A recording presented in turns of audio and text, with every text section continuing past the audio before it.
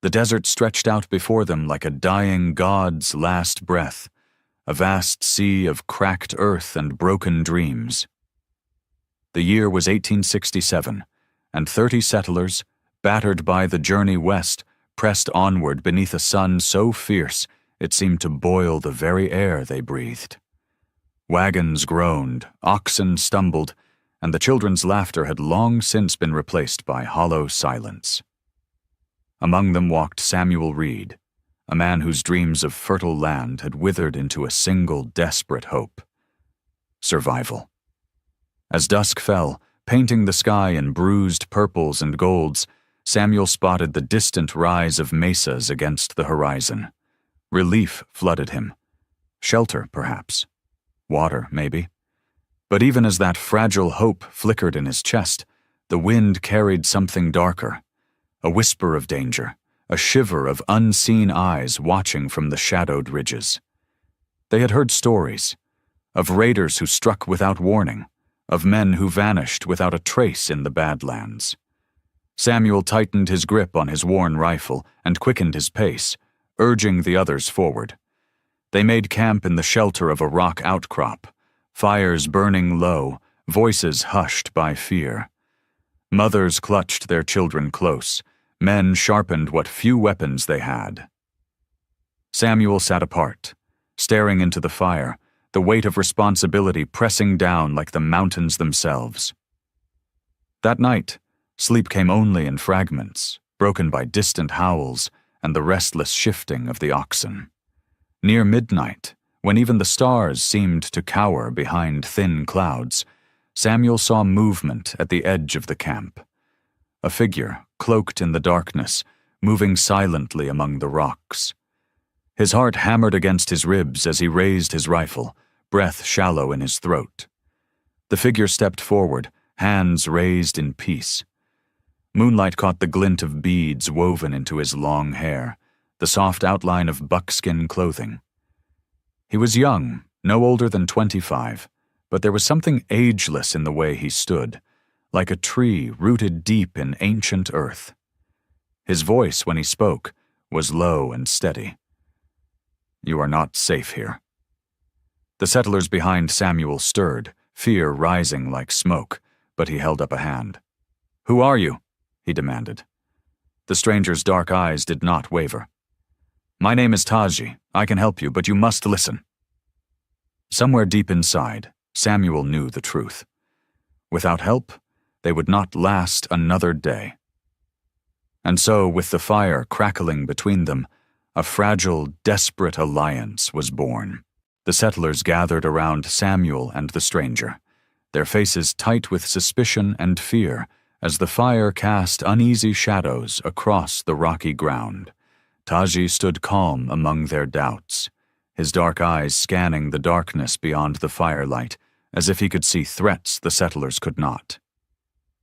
Samuel felt the heavy weight of leadership settle across his shoulders, the burden of every life here resting squarely in his hands. "Why should we trust you?" one man growled, voice rough from dust and fear. Taji did not flinch.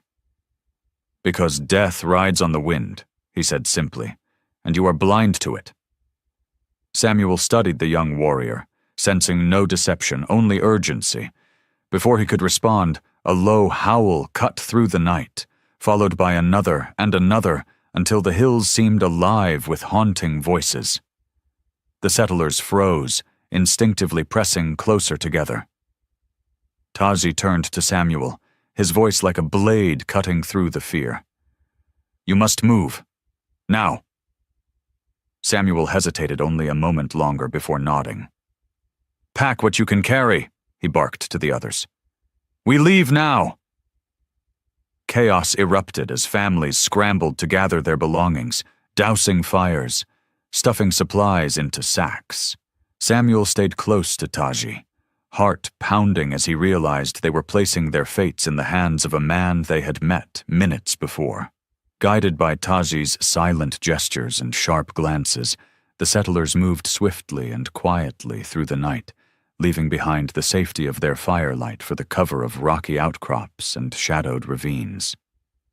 The night swallowed them whole, the howls growing fainter behind them but never fully disappearing. They marched for hours, the cold biting at their skin, exhaustion pulling at their limbs, until finally Taji signaled for them to stop. They huddled in a narrow gully where the land rose steeply on both sides, providing shelter from both sight and wind. Samuel leaned against a rock, lungs burning, legs trembling but alive. Taji crouched nearby, scanning the darkness with a focus that made Samuel's blood chill. This was no accident, he realized.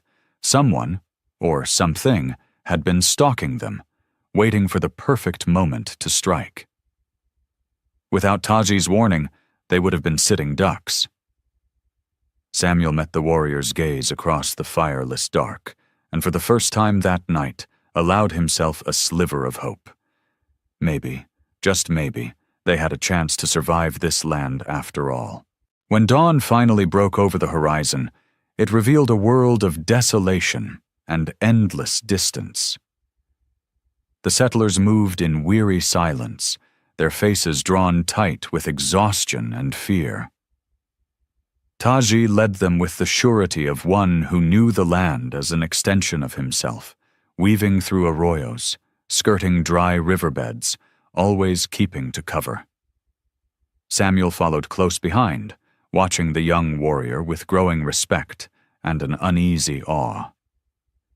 This was no ordinary guide.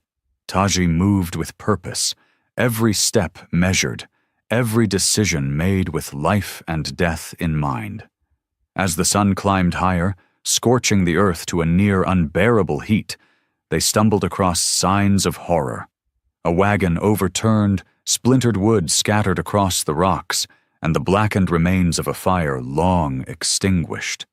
Bones, too, picked clean by scavengers, lay bleaching under the relentless sun. Samuel tightened his grip on his rifle, the grim reality pressing down on him. This was not the work of raiders seeking mere goods. This was the work of men who hunted other men. Taji knelt by the remains, touching the earth with reverence, reading the signs invisible to the settlers. "They are close," he said without looking up. Fear rippled through the group, children crying softly, mothers clutching them tighter. Samuel approached cautiously. "What do we do?"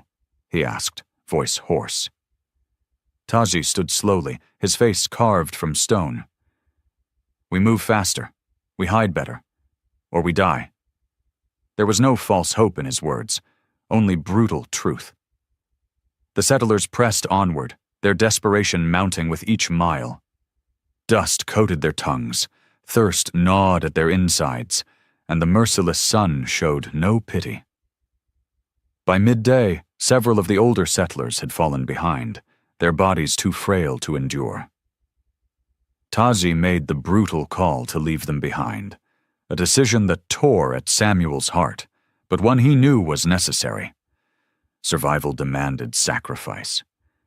As the landscape shifted into jagged hills and twisted canyons, the group's pace slowed, each step a battle against both nature and despair. Still, they followed Taji, the silent promise of survival the only thing keeping their blistered feet moving. Samuel wondered how long they could last, how much further they could push before the land, or the hunters following them, claimed them all. But Taji never wavered, and so neither did they. Somewhere in the growing distance behind them, dust rose, a silent herald of death drawing closer with every heartbeat. By nightfall, the settlers could barely walk, collapsing wherever they could find even a hint of shelter. Taji moved among them like a shadow, checking the weak, murmuring to those too tired to stand, always alert. Samuel sat near a cluster of boulders, watching the young Navajo with something more than gratitude, a dawning realization that without him, they were already dead men. Yet doubt festered among the others. Whispers floated in the darkness. What if this was a trap? What if Taji led them not to safety, but into an ambush. Samuel understood their fear. It gnawed at him too. Desperation made men see monsters in every shadow. As the fires burned low and silence fell, Taji approached Samuel, his face unreadable. "Tomorrow," he said, "we must cross the open valley. There is no cover." Samuel stiffened. "Then we'll be sitting ducks." Taji nodded. "It is the fastest way to reach safety, but they will see us. They will come." The words hung heavy in the air between them. Samuel looked back at his people, thin, sick, terrified. Could they survive a chase? Could they survive standing still? "Then we move at first light," he said grimly. Taji placed a hand over his heart, a gesture of solemn respect, and vanished into the night to scout ahead. Samuel sat alone with the crushing weight of his decision. In the cold hours before dawn, doubt clawed at his gut. Was he leading them to slaughter? Was Taji truly their savior, or simply another face of death in this unforgiving land? Yet, when he looked out at the stars wheeling overhead, Samuel found no answers, only the vast indifference of a world too big to care about 30 fragile lives. When the first pale light touched the edges of the sky, Samuel roused the settlers.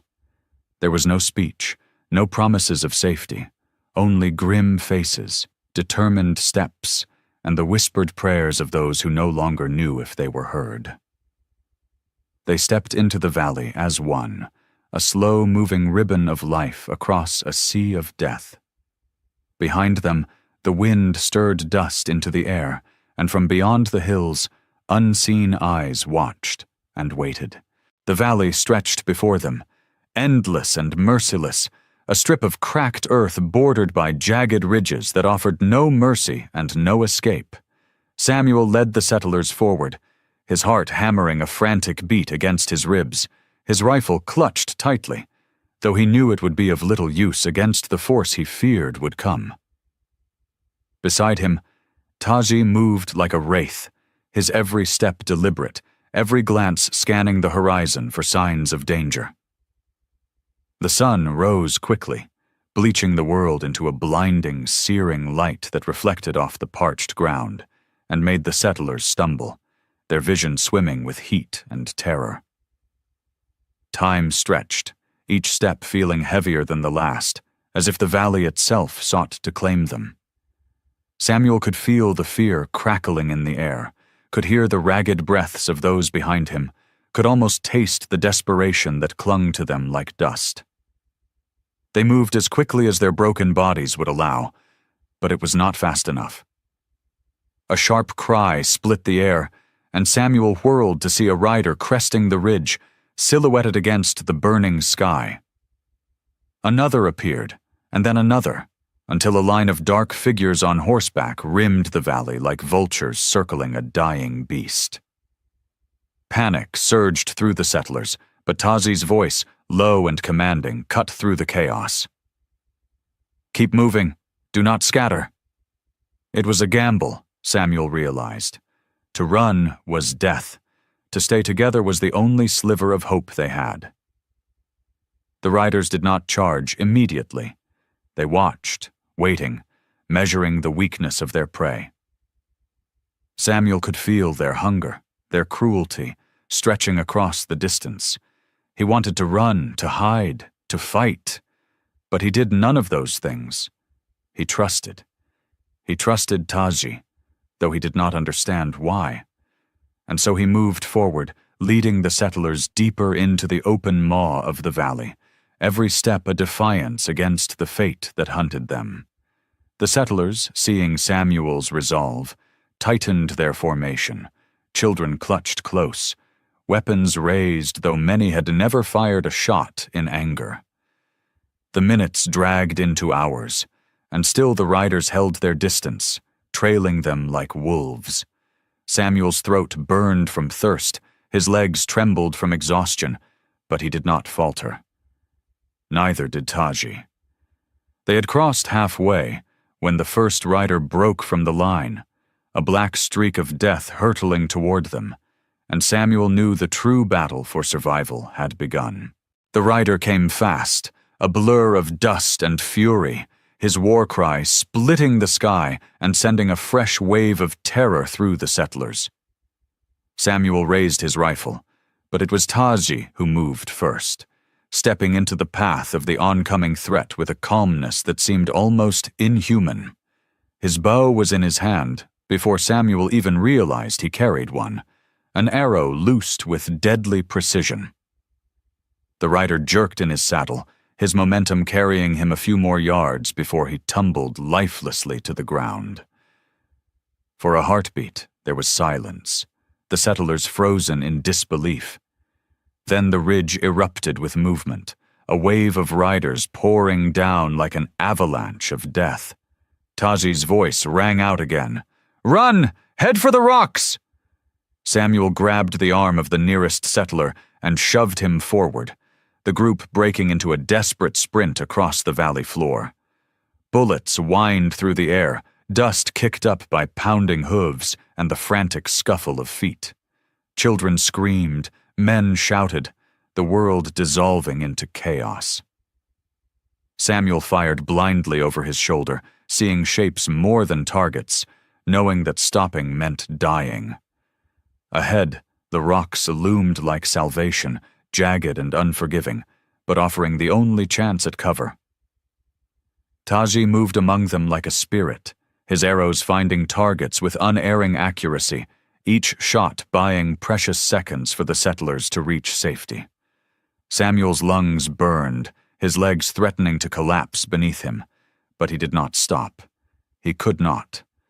A boy stumbled beside him, too small, too slow. Samuel scooped him up without thinking, the weight nearly unbearable but necessary. He felt the hiss of a bullet graze his arm, the sharp sting of pain. But he kept moving. One by one, the settlers reached the rocks, collapsing behind whatever shelter they could find. Samuel dropped behind a boulder, gasping for air, blood dripping from a shallow wound on his forearm. He counted the heads he could see, heart sinking with each missing face. They had lost some, he knew, but they had not been destroyed. Not yet. Taji crouched nearby, his face set in grim determination, already preparing for the next onslaught. Samuel met his gaze and nodded once. Whatever came next, they would face it together. The valley had not claimed them, not yet, but the fight for survival was far from over. The settlers pressed their backs against the rocks, their chests heaving, eyes wide with terror as the thunder of hooves circled them like a storm. Dust filled the air, choking their breath, blurring the figures that raced past just out of range.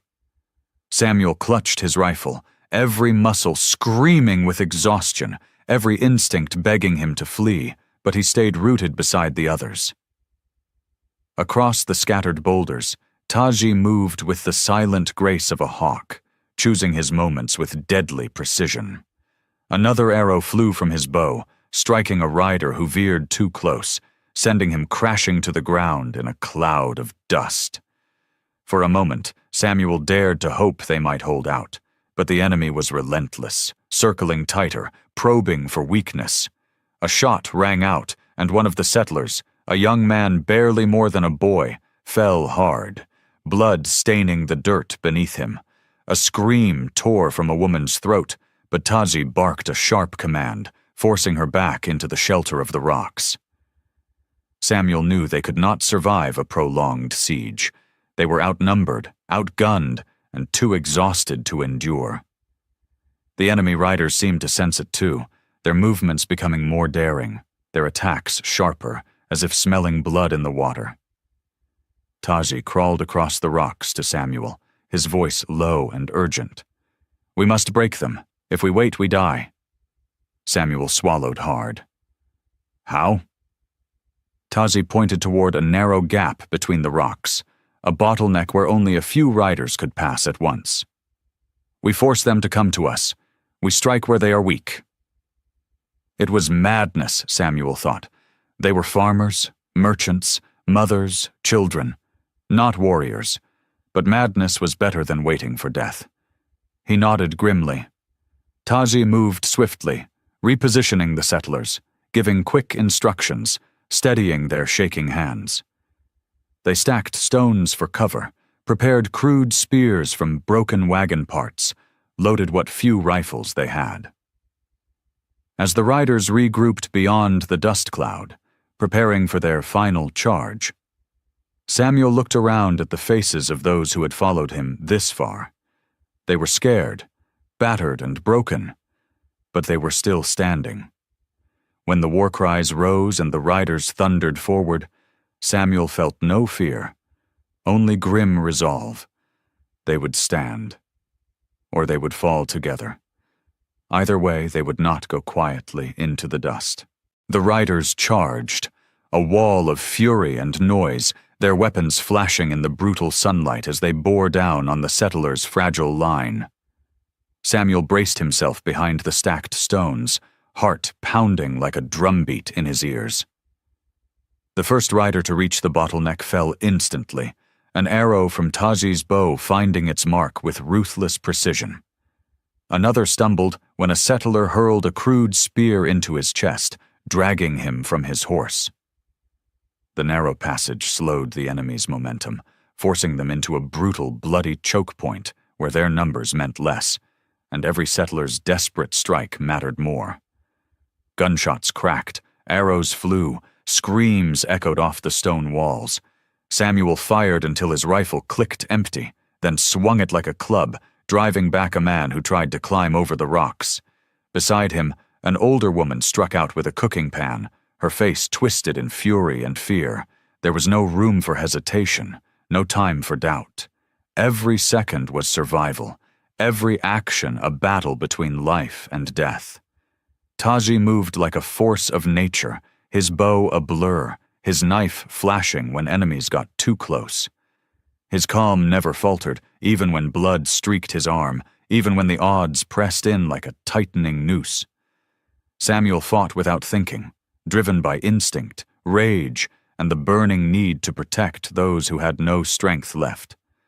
He saw a boy trip and fall, saw a rider bear down on him, and without hesitation, Samuel threw himself forward, tackling the attacker before he could strike.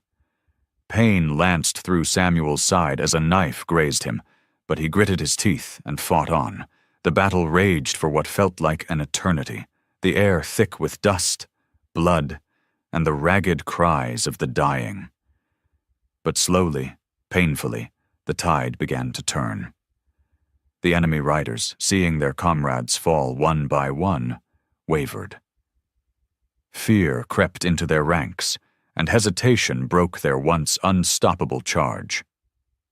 A final shout from Taji, a fierce cry that split the air, and the settlers surged forward, driving the attackers back beyond the rocks.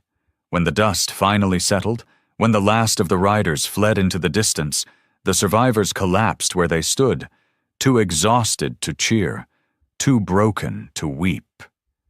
They had fought, they had bled, but they were still alive. And it was enough. The battlefield lay strewn with the dead and dying, a grim testament to the fury that had passed over the settlers like a desert storm. Samuel sat slumped against a rock, blood drying on his hands, the cries of the wounded echoing around him like the final notes of a funeral dirge. He could barely move, every muscle screaming in protest, but he forced himself to rise, to stagger through the wreckage of survival. Taji moved among the settlers with quiet efficiency, binding wounds, offering water, steadying those too broken to stand on their own. There were fewer faces now, fewer voices, but those who remained bore a hardness in their eyes, a fire forged in blood and fear. Samuel found the boy he had saved huddled behind a boulder, alive but shaking, his wide eyes haunted. Samuel crouched beside him, resting a hand on his shoulder. No words were spoken. None were needed. They had seen too much, lost too much, but in surviving, they had gained something fierce and unbreakable. As the sun sank low, Painting the sky with blood and gold, Taji gathered the settlers together. His voice was low but carried the weight of a leader who had earned the right to command. "We cannot stay here," he said. "More will come. You must move before the next sunrise." Samuel nodded, knowing the truth of it. This land was not done testing them. It would demand more blood, more sacrifice, before it offered even a sliver of peace. They spent the night tending the wounded, gathering what little supplies they could salvage, and burying their dead beneath piles of stones. There were no prayers spoken over the graves, no sermons given. Only silent tears and the soft murmur of earth covering the fallen. Samuel stood watch alongside Taji, both men worn to the bone but unwilling to let down their guard.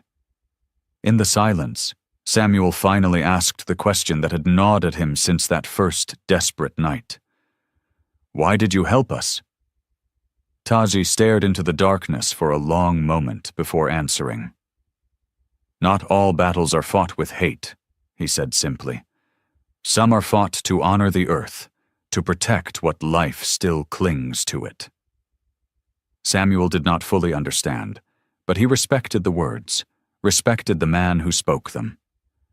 When dawn came, bleeding across the wasteland, they would move again, toward safety, toward survival, carrying the ghosts of those they had lost with every step. The first rays of morning light touched the battered faces of the settlers as they prepared to move once more. Their wounds bound, their spirits fragile but unbroken. Taji led them forward without ceremony, his steps sure and steady, a silent promise that he would see them through whatever trials remained. Samuel walked just behind him, carrying the heavy weight of leadership on his shoulders, but no longer bearing it alone. Each settler that moved beside him was a testament to what they had endured, to the invisible bond forged by blood, fire, and will. The land stretched out before them, vast and merciless as ever, but Samuel no longer saw only danger. He saw possibility, survival, a future carved not from hope alone, but from grit and the refusal to surrender. By midday, the jagged cliffs gave way to rolling hills where green shoots of grass fought stubbornly through the cracked soil. A river glittered in the distance, a thread of life winding through the wasteland. Cheers rose from the settlers, ragged and weak but real, a sound Samuel had thought he might never hear again. They pressed forward, their pace quickening, their burdens momentarily forgotten in the rush of hope. Taji guided them to a sheltered grove near the river where they could rest, hidden from prying eyes and the dangers of open land. As the settlers collapsed into the shade, drinking deeply from the clear water, Samuel approached Taji. The young warrior stood alone at the edge of the clearing, his gaze distant, already thinking of the dangers that still lay ahead. "You saved us," Samuel said simply. Taji did not look at him. "I gave you a chance. You saved yourselves." Samuel nodded, understanding more than Taji would ever say. He offered his hand, a gesture of respect between men who had bled side by side. Taji hesitated, then grasped it firmly. No promises were spoken, no debts declared. Their bond needed no words. As the settlers tended their wounded and built small fires against the gathering dusk, Samuel knew their journey was far from over. But they would endure. They had become something stronger than fear, stronger than despair. Somewhere in the winds that whispered over the river and the hills, the spirits of the fallen watched, silent witnesses to a story that would never be written in books or etched in stone. It would live only in the hearts of those who survived, and in the memory of the Navajo warrior who had given them that chance.